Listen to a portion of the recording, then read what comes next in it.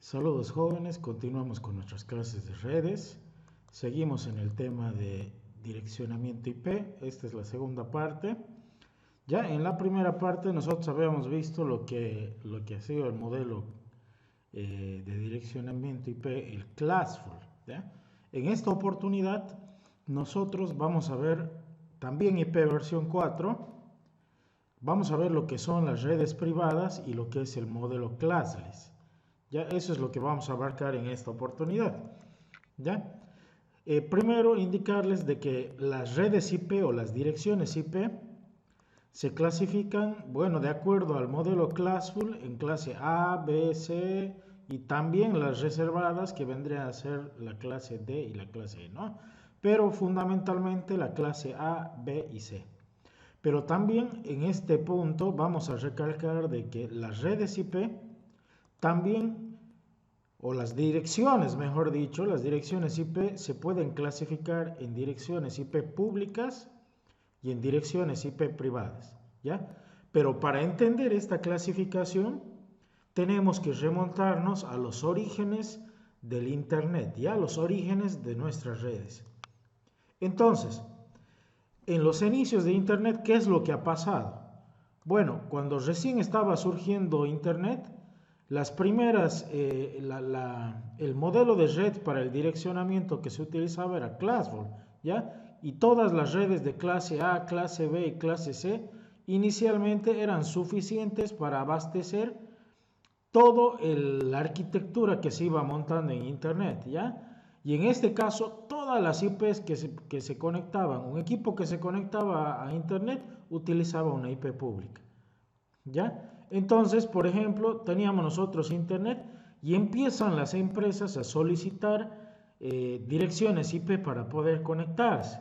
Acá, por ejemplo, yo le voy a dar algunos ejemplos ficticios, pero acá estoy denotando de que inicialmente todas las direcciones de clase A, clase B y clase C estaban disponibles, ¿no?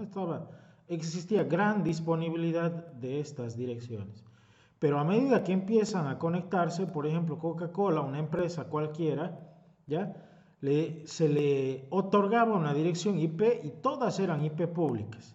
Por ejemplo, le daban la 20000, a General Motors, otra empresa que también quería conectarse, le daban la 21000, a IBM la 22000, a JP Morgan, que es uno de los bancos más importantes de Estados Unidos en ese momento, ¿no? La 23000.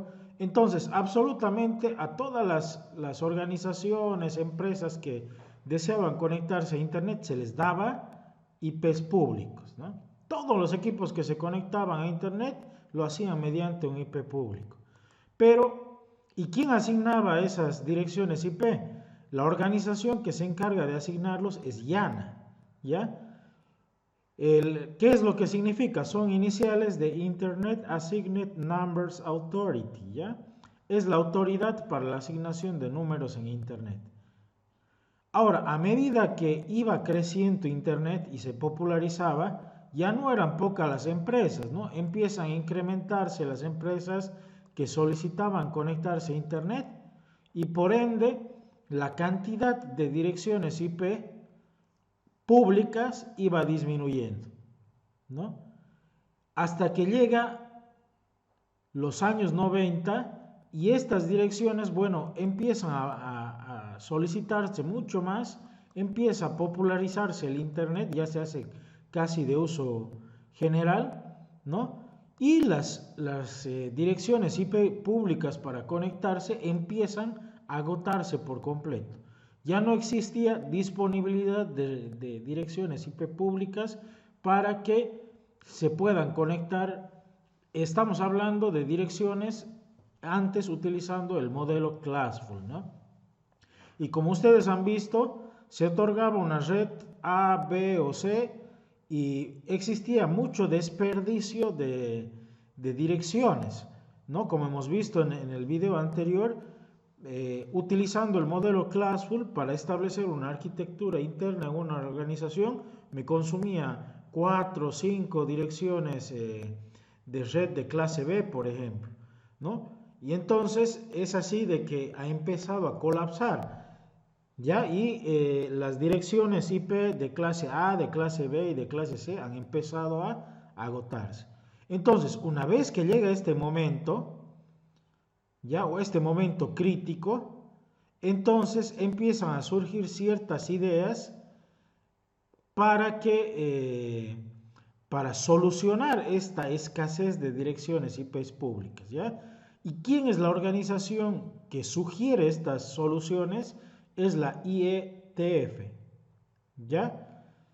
¿Qué es lo que significa? Internet Engineering Task Force, ¿ya? Es como un equipo de trabajo que se encarga de sugerir o de trabajar la ingeniería para Internet.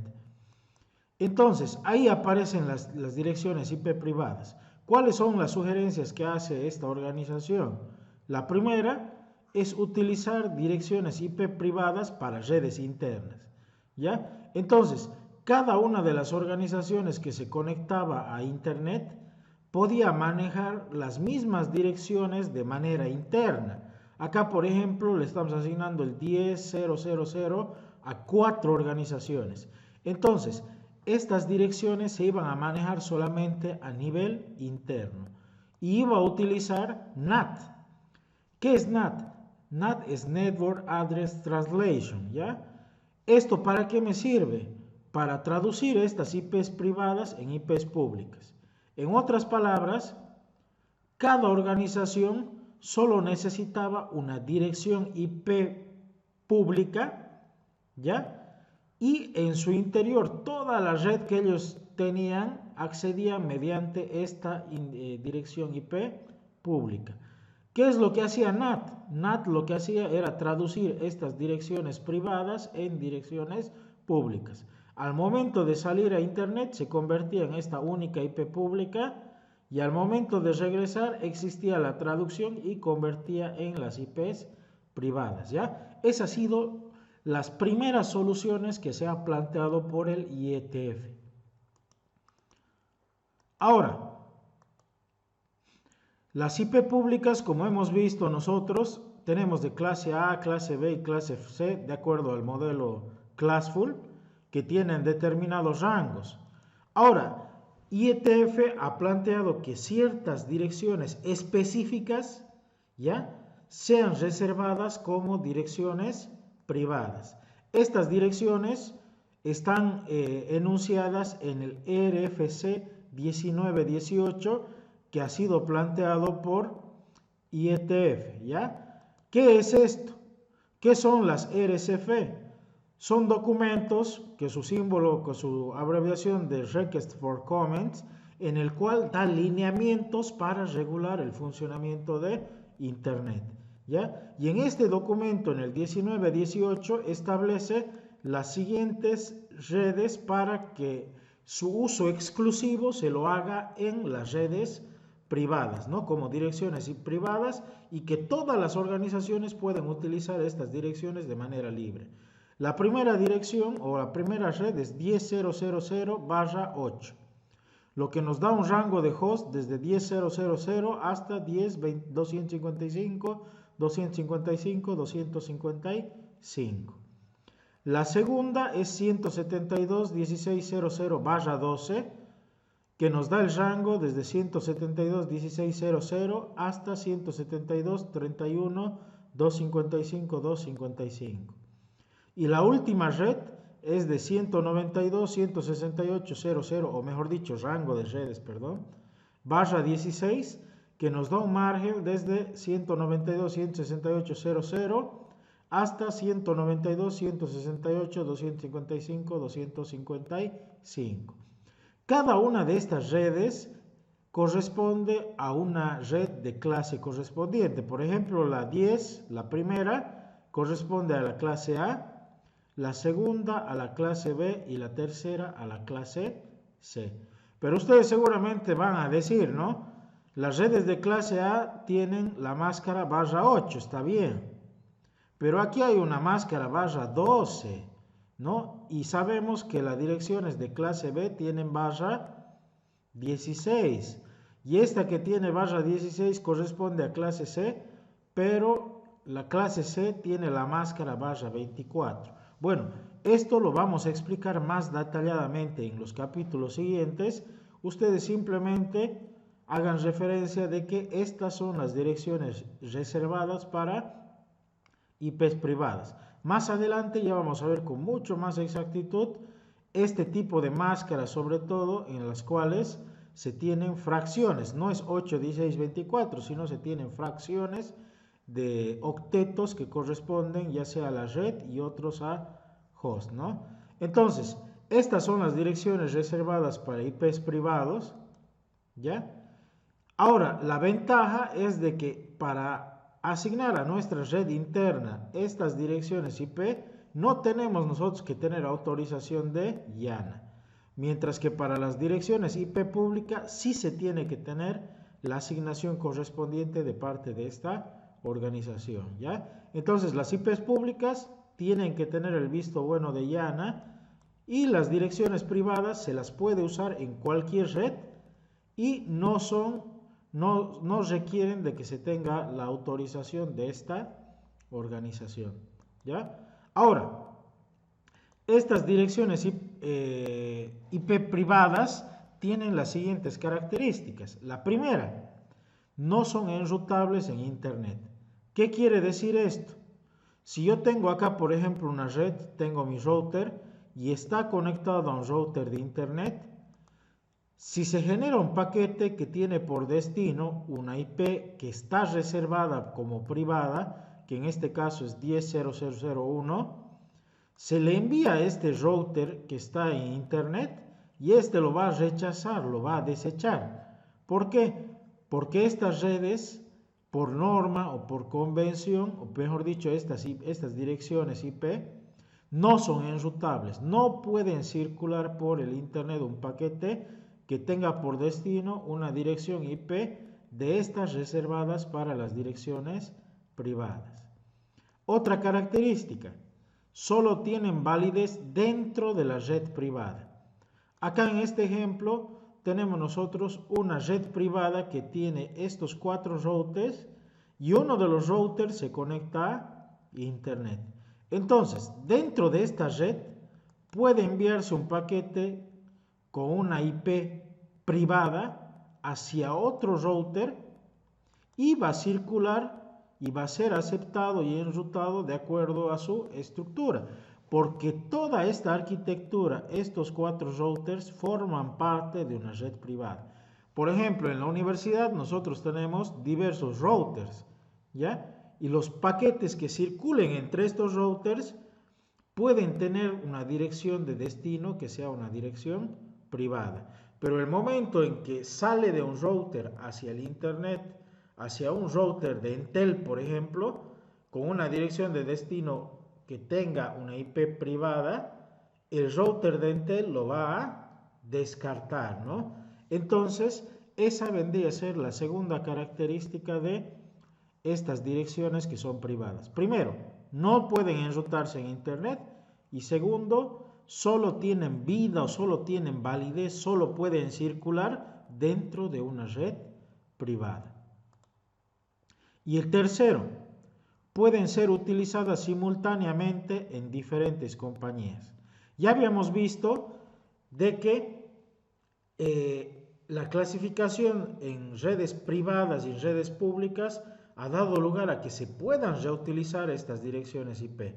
Entonces, estas organizaciones, todas ellas pueden utilizar la misma configuración de red al interior de sus redes, siempre y cuando las mismas estén dentro de los rangos de direcciones IP privadas, ¿no? Ahora, ¿qué soluciones más ha planteado IETF aparte de las redes privadas y aparte del NAT? Otra solución que ha planteado es deshacerse del modelo Classful, ¿ya? Este modelo Classful que era o desperdiciaba muchas cantidades de redes, ya que desperdiciaba redes, ¿ya? Y reemplazarlo por CDR. ¿Qué es CDR? ¿Ya? La abreviación de Classless Interdomain Routing. En otras palabras, es el modelo classless. ¿Ya? Y VLCM. ¿Qué es VLCM? Variable Length Subnet Masking. Significa de que nosotros podemos aplicar para crear subredes una máscara de red que tenga la cantidad de bits de manera variable, ¿ya? Que ya no dependa de la clase que se definía en el modelo Classful para determinar cuántos IPs corresponden a red y cuántos a host. Nos deshacemos de esto, ¿ya? Y agarramos este nuevo modelo de direccionamiento que es SIDR, ¿ya? En el cual se puede definir de manera variable cuántos IPs corresponden a host y cuántos corresponden a la red. Esta característica de las redes del modelo classless es de que el número de redes varía y el de host también varía. El de host en cada red también varía. Y las redes son de tamaño variable, puesto que no se tiene una máscara con una determinada cantidad de bits fija, ¿no? Sino es variable. ¿Ya? Ahora, utilizando el modelo classless se hace muchísimo más eficiente el uso de las direcciones IP. Otra de las soluciones también que ha planteado el IETF es migrar a IP versión 6. Ya anteriormente ya habíamos hablado de que existen dos versiones de IP, IP versión 4 y IP versión 6. La característica de IP versión 4 es que utiliza 32 bits, como ya lo hemos visto, para las direcciones IP. Esto nos da un margen, bueno, estos 32 bits están agrupados en 4 octetos, ¿no? Que vendría a ser la dirección IP, pero tenemos 2 a la 32 posibles direcciones. Eso nos da un total de 4.294.967.296 posibles direcciones IP versión 4. Inicialmente esta cantidad parecía elevada, pero debido a la ineficiencia del modelo Classful, bueno, esta cantidad de redes, esta cantidad de direcciones, mejor dicho, hay muchas que se desperdician y no se puede llegar a utilizar todas, ¿no?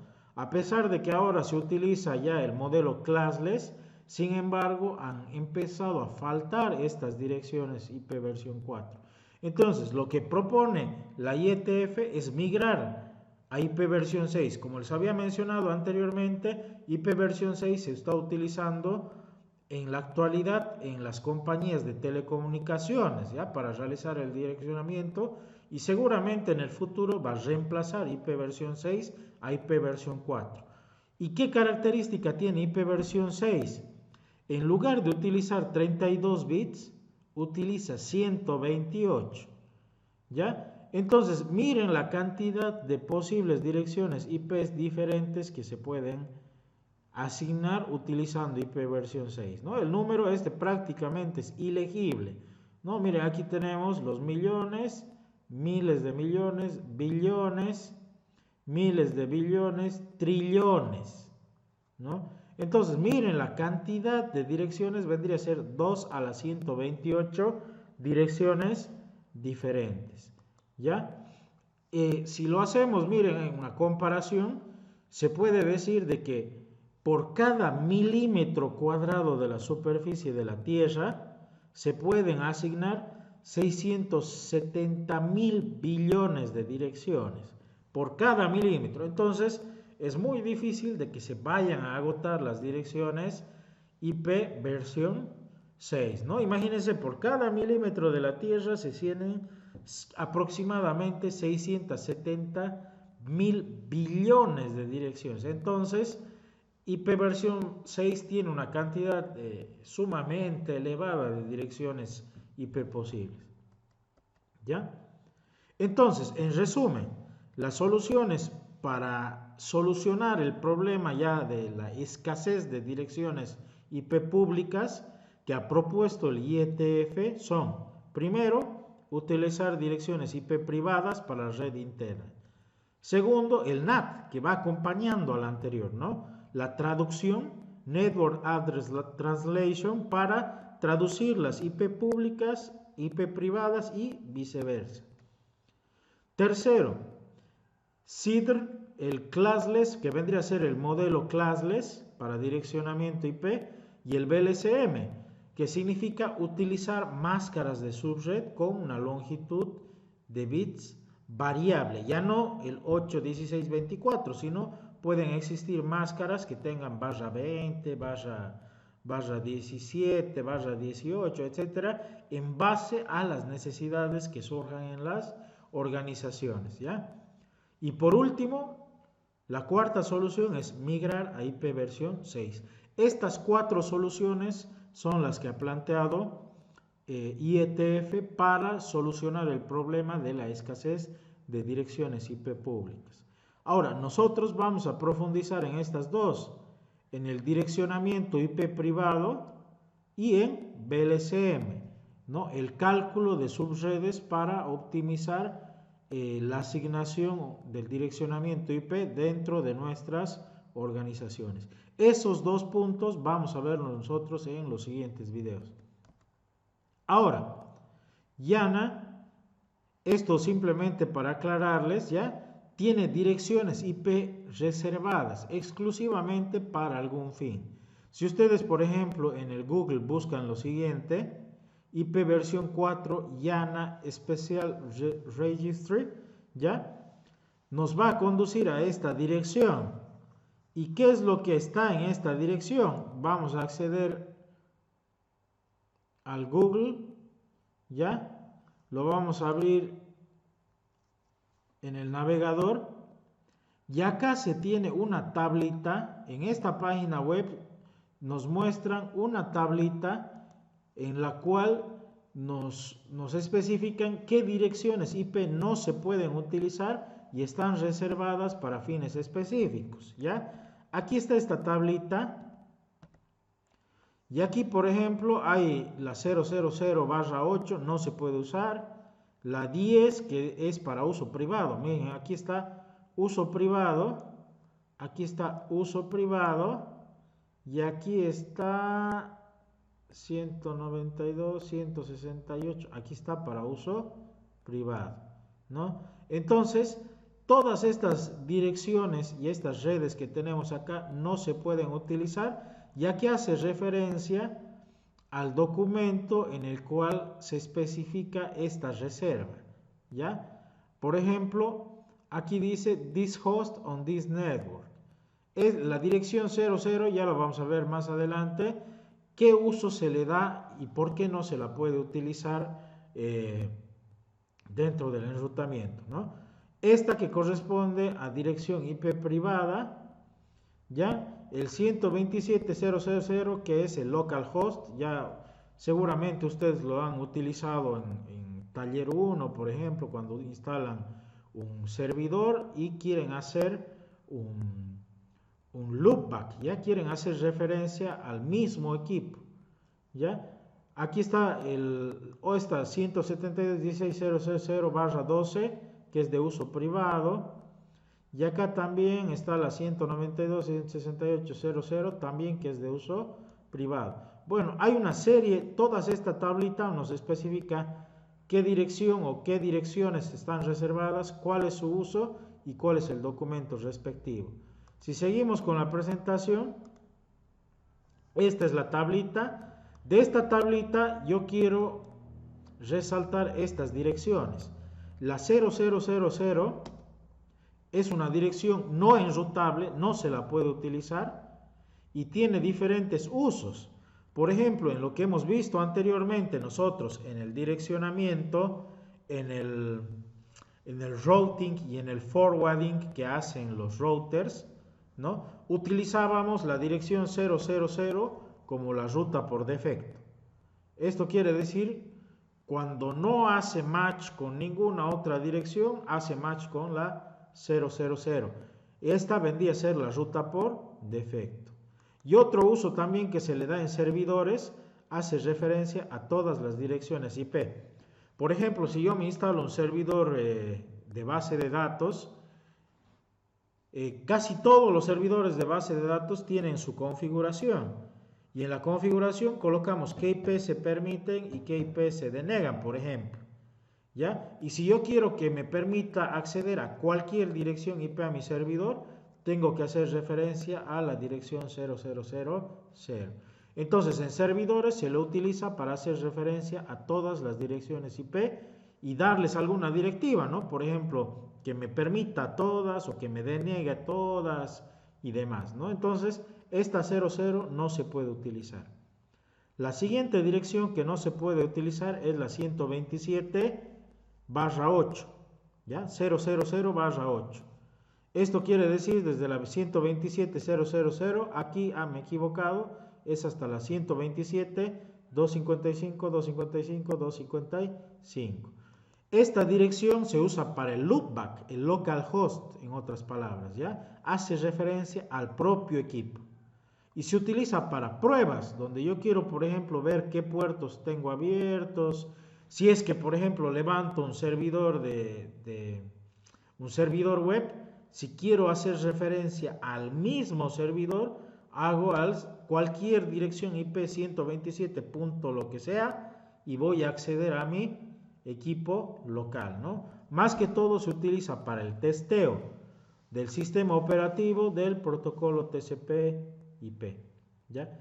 La siguiente dirección es la 169.254.00/16, lo que nos da un margen de 169.254.00 hasta 169.254.255.255. ¿Para qué se usa esta? Es la dirección de link local cuando se asigna, y se asigna cuando, por ejemplo, si yo tengo en mi red la configuración de que los equipos que se conecten obtengan la dirección IP automáticamente, hay un servidor de DHCP que se encarga de asignar, de controlar qué dirección le va a dar. Ya en la universidad, por ejemplo, se utiliza esto, ¿no? La dirección IP no se le asigna una dirección fija y se indica de que va a existir un servidor de DHCP, ¿ya? Y ese servidor le va a asignar una de las direcciones de red disponibles, ¿ya? Entonces, cuando este servidor, por ejemplo, se cae y no puede obtener el equipo la dirección IP del servidor de DHCP, se le asigna una dirección de este tipo, ¿ya? Que esté en el rango 169.254 y luego viene lo que sea, cualquier combinación de números en lugar del 0, ¿no? Y además de que no se ha dado IP por DHCP y no se le ha dado manualmente ninguna dirección IP, entonces se asigna una dirección de este tipo.